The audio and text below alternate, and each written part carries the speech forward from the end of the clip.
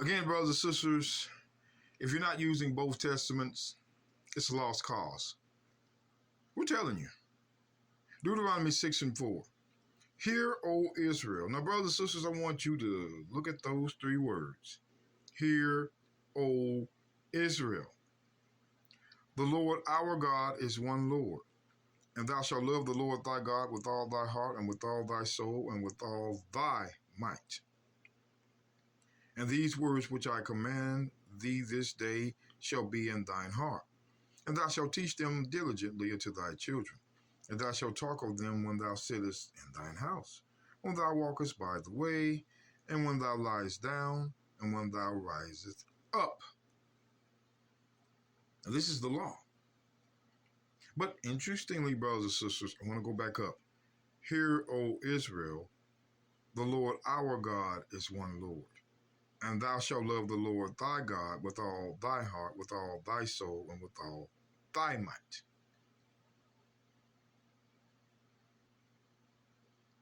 This isn't addressed, this doesn't go out to all nations. This is a law in Israel. That's what I meant to say. Let's look at another one. I want you to pay attention. Deuteronomy 10:12. And now Israel, there it is again. And now Israel, what does the Lord thy God require of thee, but to fear the Lord thy God, to walk in all his ways, and to love him, and to serve the Lord thy God with all thy heart and with all thy soul. So to love Israel is to love their God alone, with all their heart and with all their soul. This is law. Other nations are not included in this. So how was Israel to love the Lord their God with all their heart and soul? Verse 13. To keep the commandments of the Lord and his statutes, which I command thee this day for thy good. So to love the Lord is to keep the commandments with both heart and soul. This is law. Let's get 2 Kings. Wait a minute now, 2 Kings 23:3.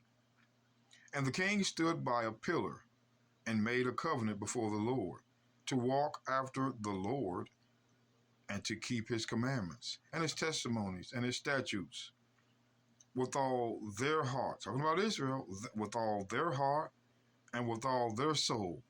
To perform, there you go, to perform. To love the Lord with all your heart and all your soul was to perform the words of this covenant that were written in this book, and all the people stood to the covenant. To love the Lord your God was to perform what was written. We're building something here, brothers and sisters. We're building something. Let's go back to 2 Chronicles 15:11. And they offered unto the Lord the same time of the spoil which they had brought, 700 oxen and 7,000 sheep. And the they is Israel. The they is Israel. And they entered into a covenant to seek the Lord their God. And they entered into a covenant to seek the Lord God of their fathers with all their heart and with all their soul, that whosoever would not seek the Lord God of Israel shall be put to death, whether small or great, whether man or woman. So again, to seek the Lord God and to love him with all their heart and with all their soul. What does it mean to seek God? Let's go to the book of Psalms. Psalms chapter 119, verse 1. Blessed are the undefiled in the way, who walk in the law of the Lord. Blessed are they that keep his testimonies and that seek him with the whole heart. When you're seeking the Lord God, you're keeping his testimonies. You cannot seek God without his law, you Christians. You have to seek his testimonies. And when you do that, you're seeking him. Not staying in the New Testament trying to pass a few scriptures by to deceive. But let's go. I'm going to show you something. I'm going to show you how slick these Christians are. Let's go to, again, Matthew 22. Matthew 22, verse 36. Master, which is the great commandment in the law? Now, I want you to pay attention. The Messiah said unto him, Thou shalt love the Lord thy God with all thy heart, with all thy soul, with all thy mind. This is the first and great commandment. And the second is like unto it. Thou shalt love thy neighbor as thyself. Now, the Christians say, well, let me finish reading. On these two commandments hang all the law and the prophets. But the question is, brothers and sisters, was this a law for every nation? See, this is why Christians read Matthew 22, 37 through 40, because it looks universal. But let's go back. It says, thou shalt love thy neighbor as thyself. Let's go back and see where that came from. Is that something new? Did Christ make up some new thing? All right. Leviticus 19, verse 17. Thou shalt not hate thy brother in thine heart.